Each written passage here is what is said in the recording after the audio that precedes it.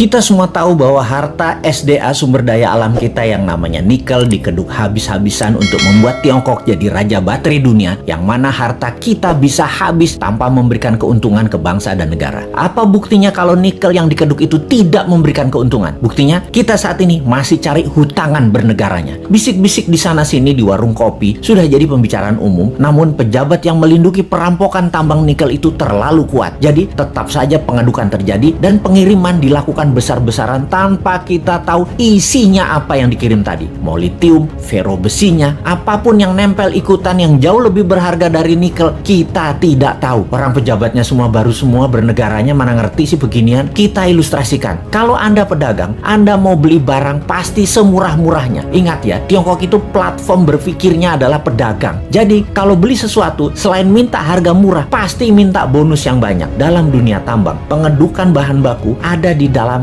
masih all in, semuanya masih ada, mulai dari barang berharga katakanlah nikel, ada juga impuritiesnya atau barang yang tidak pure atau barang yang tidak murni atau barang yang tidak diperlukan seperti tanah dan lain sebagainya masih tercampur, lalu dibersihkan. Macam-macam cara pembersihannya, ada di leaching, diproses, tujuannya untuk membuang barang yang tidak dibutuhkan. Katakanlah 75% terbuang, tinggallah 25%. Kalau dibawa 100% ke Tiongkok, yang 75% tadi adalah taiknya tambang yang nggak diperlukan, taiknya mah tinggal di Indonesia aja. Makanya sekali lagi, taiknya dibuang di Indonesia aja. Kalau tadi dari 1 ton produksi tambang nikel ada 2% kandungannya. Setelah diproses tinggal 25%, nikelnya tetap 2%, tapi bukan dari 1 ton, dari 250 kilo. Nah, dalam 250 kilo ini ada fero juga, ada litium juga, ada macam-macam yang dibayar yang paling murah. Yang dibayar apanya? Nikelnya doang. Feronikel, nikel laterit, dan banyak lagi unsur logam dan mineral yang sudah disarikan tidak dibayar oleh Tiongkok. Kita asli bernegara nih bodoh memang, dan penjajah perampok itu dikasih karpet merah lagi, dilindungi, dan tidak ada yang sadar. Kalau ada yang sadar, maka segerombolan buzzer pecinta cuan anti NKRI mulai memecah belah bangsa dan mencari sisi positif yang kecil dibesar-besarkan dari sisi bosnya, tapi mencari sisi buruk, pengkritisi tanpa solusi, dan diputer-puter beritanya agar rakyat tahu pengkritisi itu dosa. Apa yang terjadi kalau hal ini didiamkan dalam jangka pendek? Bukan dalam jangka panjang ya, pendek ya. Negara kita akan miskin, pejabatnya makin kaya, rakyat nambah lapar. Kita hanya mengingatkan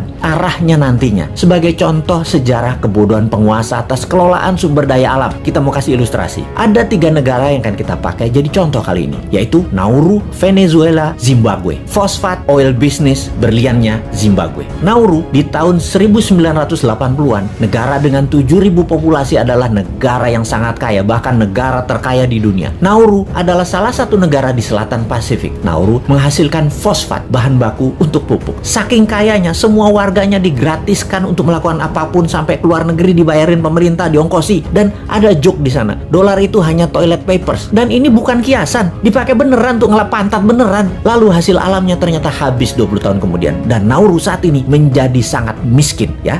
Itulah cerita sederhananya. Venezuela dimanja dengan 95% minyak dan gasnya yang diekspor, membuat negara ini menjadi negara petrodolar. Begitu harga minyak anjlok dan uang hasil ekspor tadi hanya buat foya-foya, bukan untuk membangun sektor lain, Venezuela hyperinflasi dan menjadi negara miskin sekarang. Saat ini ketika harga minyak naik, Venezuela sudah tidak bisa produksi lagi dan tidak ada negara mau beli minyak dari Venezuela. Jadilah Venezuela negara paria, negara setengah gagal. Terakhir, Zimbabwe, penghasil berlian. Begitu tambang berlian habis, pecah perang saudara, ambyar negara Zimbabwe yang tadinya makmur dan menjadi salah satu negara termakmur di Afrika. Kesamaan ketiganya adalah tidak bisa mengelola sumber daya alam dengan baik, dijual murah, dikeduk asing, dilindungi pejabat yang berkuasa pada saat itu. Semoga kita bukan jadi negara yang keempat. Uang pinter semua kok pejabatnya, gak mungkin lah ditipu Tiongkok. Emangnya kayak bos men, bodoh beneran.